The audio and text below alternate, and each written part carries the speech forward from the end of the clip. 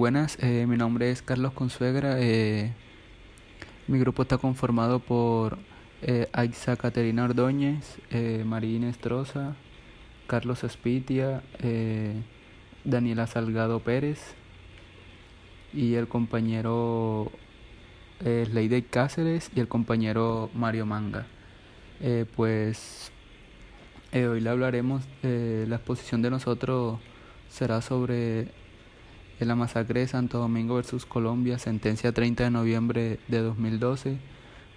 Y para dar paso a la primera diapositiva, le hablaremos sobre la introducción de la causa y objeto. Bueno, para empezar, nos formulamos dos interrogantes, los cuales son la causa y el objeto. Para dar paso a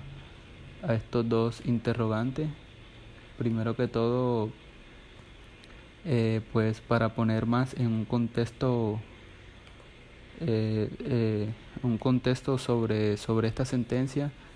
este caso está asociado con la masacre de Santo Domingo, la cual se refiere a la comisión del bombardeo perpetrado por las Fuerzas Aéreas de Colombia en la vereda de Santo Domingo. La causa, inicialmente, este ataque que se perpetuó en la vereda de Santo Domingo se da por la Fuerza Aérea Colombiana, arrojando 17 civiles muertos, entre ellos 4 niños, 2 niñas y 27 civiles más heridos, donde este se lleva a cabo con el fin de neutralizar disidencias de grupos armados revolucionarios. Este ataque no se tuvo en cuenta la dignidad y la vida de las personas inocentes que departían en este sector de Colombia. Respecto al objeto, el objeto básicamente es, como dije anteriormente, las Fuerzas Aéreas Colombianas realizaron un ataque en los que muchos civiles perdieron la vida y hasta terminando de desplazarse a otros lugares por los dolores de no soportar dicha masacre y por falta de atención y seguridad que trajo impactos fuertes hacia esas familias y hacia la comunidad. Respecto a la segunda diapositiva, que habla de las excepciones preliminares, el Estado se defendió respecto a este ataque mencionando que efectivamente la Corte no podría juzgarlo y que dicha función no está contemplada en la competencia de esta, manifestando y escudándose en que las Fuerzas Aéreas colombianas sostuvieron el enfrentamiento a unos 500 metros de la vereda. Dando paso a la tercera diapositiva, y sí, dicho informe por parte de la Comisión consistió únicamente en establecer las violaciones en la Convención Americana y declarar la responsabilidad internacional del Estado por tales violaciones, tomando en cuenta en la medida de lo pertinente según la naturaleza de dichas violaciones algunos principios de los derechos humanos que resultan útiles y orientadores para establecer el alcance de las obligaciones estatales al analizar operativos realizados por la fuerza pública en contextos de conflictos armados. Por ende, consideró que las pretensiones del Estado resultan improcedentes al colocar eso como escudo. Y dando paso a la cuarta diapositiva, dicha desestimación de la Corte se da básicamente porque el Estado sí no tuvo en cuenta todos los impactos que se podrían llegar a dar y las muertes que se presentaron. Sin embargo, ellos procedieron con el avance de este ataque,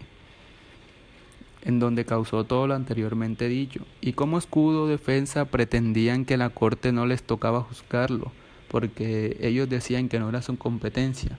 Y en realidad esta sí es una de las funciones que le tocaba a la Corte por todos los aspectos y medidas que trajeron consecuencias a dicha masacre, donde murieron personas y se violaron derechos humanos. Muchas gracias, este es mi aporte, le daré paso a mi siguiente compañero. Buenas noches, mi nombre es María Inés Troza y yo les voy a hablar un poco sobre lo investigado sobre la masacre de Santo Domingo versus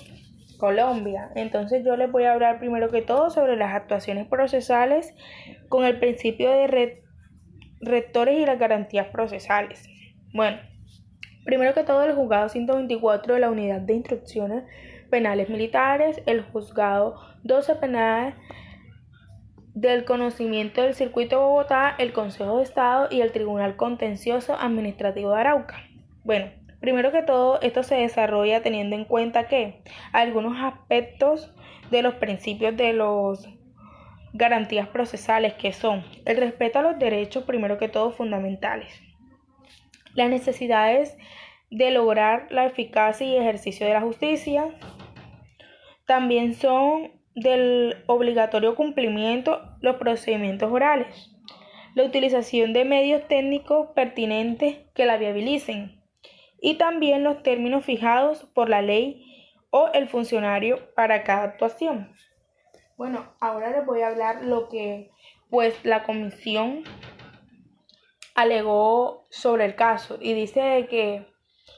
no constituye un reconocimiento responsable ni aún de manera parcial, pues observó que el mismo Estado indicó en su contestación que no se reconoce un responsable sobre las pretensiones de los representantes. Lo que nos quiere decir es que este hecho violó los derechos fundamentales de las personas, de los falsos positivos, y estableció en su informe de fondo respecto a la investigación del proceso interno. La comisión y los representantes consideraron que el Estado violó los derechos y las garantías judiciales y las protecciones judiciales. El Estado tuvo una investigación imparcial e exhaustiva y en un plazo razonable para juzgar y sancionar a todas las personas de los hechos investigados y los vínculos entre los agentes del Estado y las empresas extractivas que hacían parte de este. Que el desarrollo de las actividades de la zona donde ocurrieron estos hechos, así como la reparación adecuada de las víctimas sobre la violación y la declaración tanto en los aspectos materiales como morales, incluyendo establecimiento y la difusión de la verdad de los hechos. Bueno, ahora un poco más sobre lo que trató de decir o reconoció la responsabilidad internacional. Bueno, primero que todo, el Estado realizó un reconocimiento parcial de la responsabilidad internacional, el cual no fue aceptada por la Corte Interamericana de los Derechos Humanos, puesto que la Corte consideró que el Estado no violó los artículos 8 y 25 de la Convención, que tratan sobre las garantías judiciales, el 8, que dice que todas las personas tienen derecho a ser oídas con las debidas garantías dentro de los plazos razonables de un juez o un tribunal competente. Y el 25, que también nos habla un poco sobre las protecciones judiciales y nos dice que todas las personas tenemos derecho a un recurso sencillo, rápido, a cualquier otro curso efectivo antes de los jueces o tribunales competentes que lo amparen contra los actos de violación de sus derechos fundamentales, como lo puede ser el derecho a la vida, la desaparición forzada, entre otros. Bueno, también dice que lo ampara contra los actos de sus violencias, como lo vuelvo a repetir, y reconoce por la Constitución, la ley, los representantes de la Convención, y aun cuando tal violación sea cometida por personas que actúen en ejercicio de sus funciones oficiales. También el Estado parte y se compromete a garantizar que las autoridades competentes previstas por el sistema legal del Estado decidiera sobre los derechos de todas las personas e interpongan los recursos. También el desarrollo de los posibles recursos judiciales y las garantías y el cumplimiento por las autoridades competentes de todas las decisiones en que se haya estimado el proceso del recurso. Bueno, ahora sí les voy a hablar sobre lo que el tribunal consideró. Bueno, el tribunal consideró que la capacidad letal de la expresión limitada de los dispositivos utilizados en el lanzamiento del mismo en el caso urbano del caserío de Santo Domingo y acerca de que ahí el contrario de los principios y las precauciones reconocidas por el derecho internacional humanitario. Lo que nos quiere permitir esto es que a la Corte declarar la responsabilidad del Estado por la violación de los derechos a la vida, el perjuicio a las personas fallecidas en el caserío de Santo Domingo, así como del derecho a la integridad personal y perjuicio de las personas que resultaron heridas. Bueno, la inexistencia de los alegatos concretos. Bueno, ya aquí la Corte constata que los representantes no han representado suficientes argumentos fácticos para considerar que fue una violación de los derechos y las garantías judiciales, que se configuró por falta de la investigación de las posibles responsabilidades penales de los actos militares y de las operaciones relámpagos que se hacían después de la masacre. La representación de los que no se representan, alegatos concretos y específicos, en prueba de que permite relacionar actividades de las empresas transicionales que operan en la zona y que tenían contratos con las Fuerzas Armadas con la violación de la Declaración de Relaciones y con otros hechos del caso Máceres, del caso de Santo Domingo. Buenas, mi nombre es Carlos Espitia y yo les vengo a hablar sobre el desplazamiento de la población de Santo Domingo. Es un hecho controvertido que, como consecuencia de los hechos del 13 de diciembre de 1998, la población de Santo Domingo tuvo que abandonar sus residencias y movilizarse al corregimiento de Betoyes, en el municipio de Tome, y a las ciudades de Tome y Saravena. La movilización de los pobladores fue ayudada por un camión blanco en el cual varias personas, algunas de ellas heridas, eran transportadas fuera del caserío. La Corte observa además que diferentes inspecciones realizadas en Santo Domingo en diciembre de 1998 muestran que la vereda se encontró deshabitada después de los hechos del 13 de diciembre. También es un hecho no controvertido que el regreso de varios de los pobladores se efectuó a partir de enero del siguiente año, de 1999, tras el cual el 31 de diciembre de 1999 se firmó un convenio interinstitucional de cooperación entre el Departamento de Arauca y el Instituto de Desarrollo Araucano, con el objeto de reubicar y reconstruir y mejorar las 47 viviendas de Santo Domingo. Ahora paso a lo que es los saqueos y apropiación de bienes y destrucción de bienes. Bueno, esto habla de que es un hecho no controvertido que después de los pobladores de Santo Domingo tuvieron que abandonar sus hogares y desplazarse como consecuencia de los hechos del 13 de diciembre de 1998. Hubo daños y saqueos en algunas de las viviendas. Esto fue confirmado cuando algunos habitantes del pueblo fueron días después a verificar y cuantificar los daños de sus bienes y pérdidas en general. Del mismo modo, no hay controversia en torno al hecho de que, como consecuencia los eventos ocurridos del 13 y 14 de diciembre resultaron destruidos o dañados bienes muebles y viviendas ubicados en el caserío de Santo Domingo. Los saqueos y los daños a los bienes fueron también confirmados a través de 2 inspecciones realizadas en el pueblo. La primera tuvo lugar el 14 de diciembre del 98 y fue llevada a cabo por una comisión conformada por la Defensoría del Pueblo y el Ministro del Interior. Y la segunda el 28 de diciembre del 98, en cumplimiento del ordenado por la Comisión de Fiscales, fue delegados dentro del radicado del número 419. Buenas noches, mi nombre es Aisa Ordóñez y yo voy a hablar sobre las reparaciones. Bueno, en atención a lo que los tribunales contenciosos administrativos habían dispuesto, las indemnizaciones a favor de la mayoría de las víctimas en este caso, con base a lo que éstas habían solicitado, incluso conciliaron, pues de conformidad con el principio de complementariedad, pues no correspondía ordenar reparaciones pecuniarias adicionales estas ya fuesen por daño material o por daño inmaterial. Esto a favor de los familiares de las víctimas fallecidas ni de las víctimas heridas en los hechos que fueron reparados pues a nivel interno,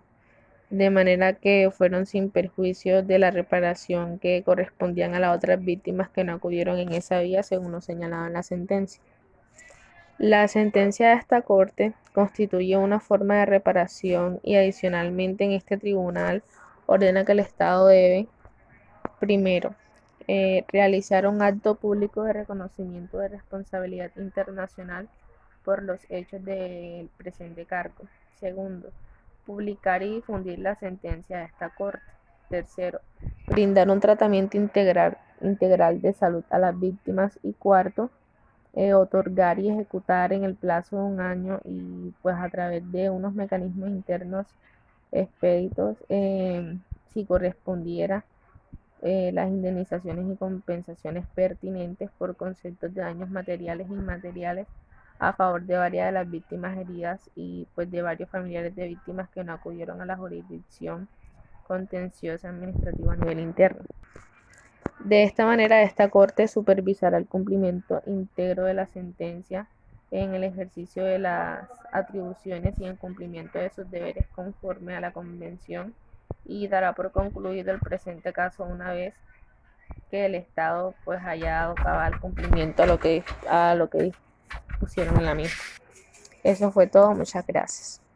Mi nombre es Daniela Salgado y vengo a hablarle sobre el fondo con respecto al tema de la masacre de Santo Domingo versus Colombia. Con respecto a la alegada violación a las garantías y protecciones judiciales reconocidas en los artículos 8 y 25 de la Convención, no se ha demostrado que el Estado haya dejado de realizar una investigación seria, diligente, exhaustiva y en un plazo razonable.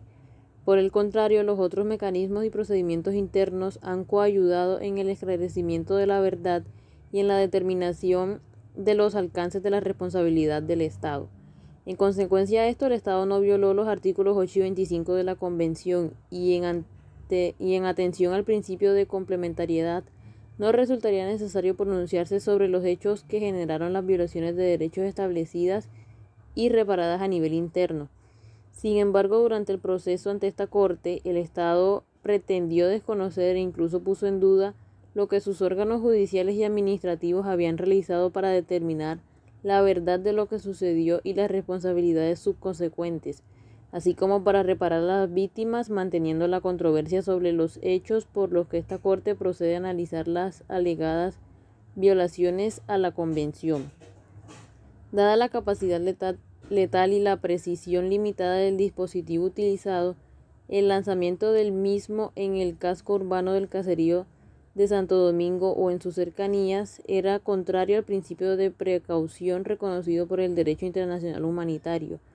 lo que permite a esta Corte declarar la responsabilidad del Estado por la violación del derecho a la vida, en perjuicio de las personas fallecidas en el caserío de Santo Domingo, así como el derecho a la integridad personal en perjuicio de las personas que resultaron heridas. Por otro lado, los actos de ametrallamiento contra la población civil por parte de miembros de la Fuerza Aérea implicaron un incumplimiento de la obligación de garantía de los derechos a la vida e integridad personal en los términos a la Convención Americana de los pobladores de Santo Domingo, que se vieron afectados por la puesta en riesgo de sus derechos. El Estado incumplió con su deber de protección especial de los niños afectados por los hechos en Santo Domingo, toda vez que no cumplió con su obligación especial de protección en el marco de un conflicto armado no internacional y las violaciones de los derechos a la vida e integridad personal declaradas anteriormente deben entenderse en relación con la violación del derecho a las medidas especiales de protección de los niños que fallecieron y de los que resultaron heridos. Del mismo modo, el Estado es responsable por violación del derecho a la integridad personal en perjuicio de los familiares de las víctimas de los hechos. Asimismo, la situación de desplazamiento forzado interno que enfrentaron las víctimas que resultaron heridas y sus familiares.